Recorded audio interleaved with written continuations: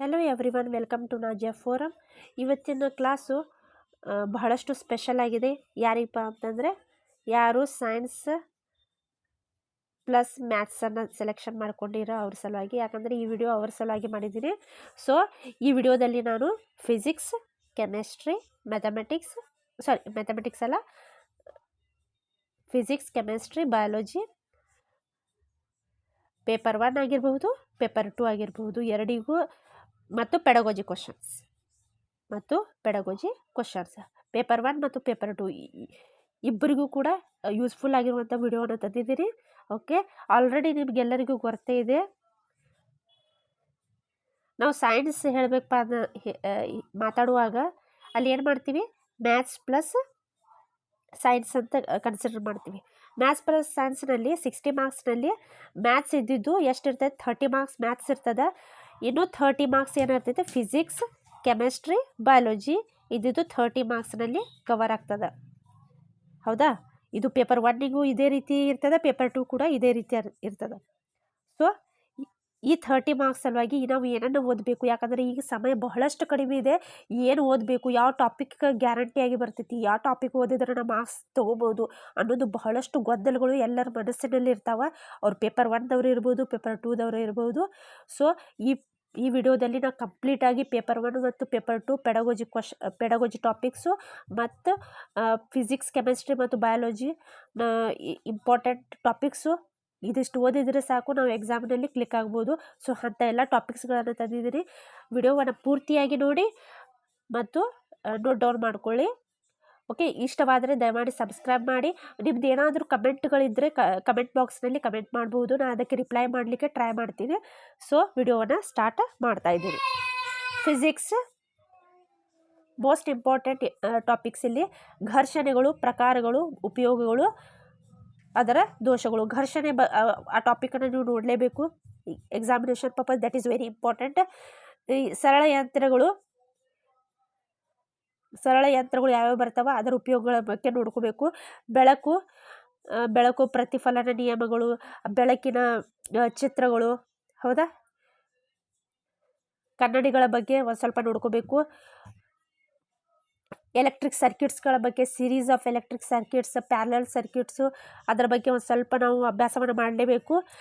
ಕಂಡಕ್ಷನು, ಕನ್ವೆಕ್ಷನು, radiation ಅದರ ಬಗ್ಗೆ ನೋಡ್ಕೋಬೇಕು. ಚಲನೆಯ ನಿಯಮಗಳನ್ನು ಕಂಪಲ್ಸರಿ ನೋಡ್ಕೋಬೇಕು. ಇದ್ರ ಮೇಲೆ ಮಾರ್ಕ್ಸ್ ಕಂಪಲ್ಸರಿ ಕ್ವಶನ್ಗಳನ್ನು ರೇಸ್ ಆಗಿ ಇವೇನು ಹೇಳ್ತಾ ಇದ್ದೀನಿ ನಾನು, ಇದ್ರ ಮೇಲೆ ಓಲ್ಡ್ ಕ್ವಶನ್ ಪೇಪರ್ಗಳಿಂದ ಕ್ವಶನ್ಗಳು ರೇಸ್ ಆಗಿದ್ದಾವೆ. ಸೊ ಅದನ್ನೇ ನಾನು ಇಲ್ಲಿ ಹೇಳ್ತಾ ಇದ್ದೀನಿ. So one thing you will understand here, 70% question ಇದ್ದಿದ್ದು ಓಲ್ಡ್ ಕ್ವಶನ್ ಪೇಪರಿಂದನೇ ತೊಗೊಂಡಿರ್ತಾರೆ.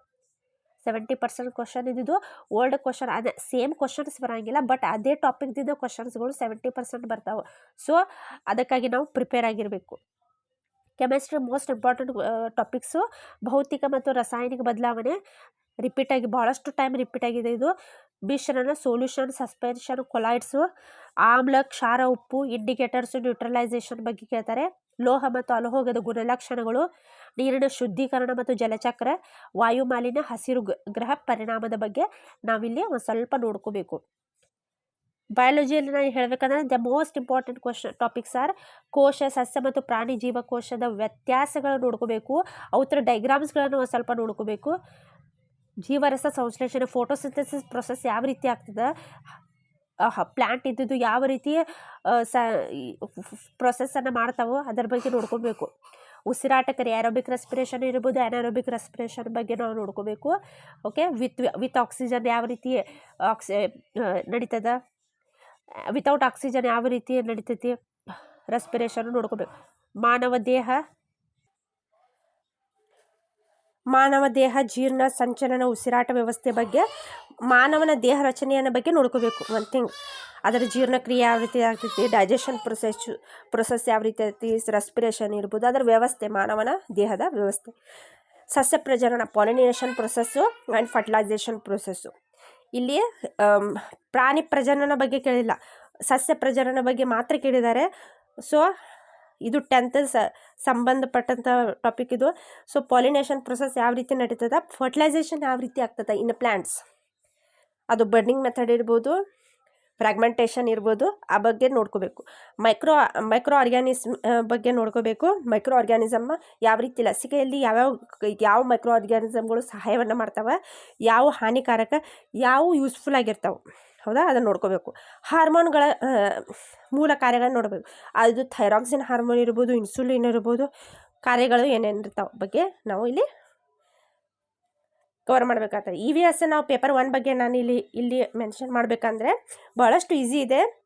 ಆಹಾರ ಸರಪಳಿ ಮತ್ತು ಆಹಾರ ಜಾಲ, ಫುಡ್ ವೆಬ್ ಬಗ್ಗೆ ಕೇಳ್ತಾರೆ ಇಲ್ಲಿ.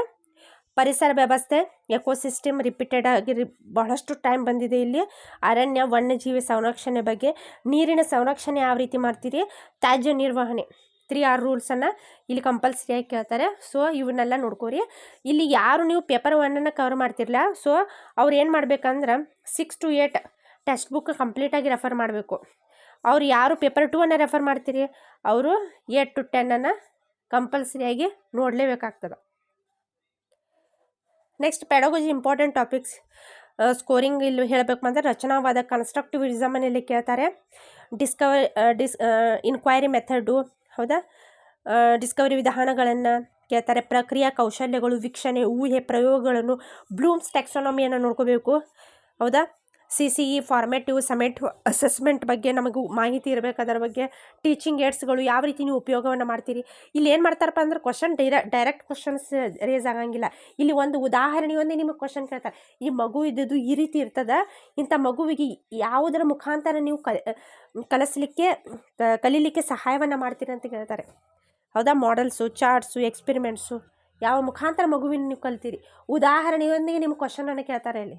That is psychology based pedagogy questions ಅಂತ ಕರಿತೀವಿ ನಾವು.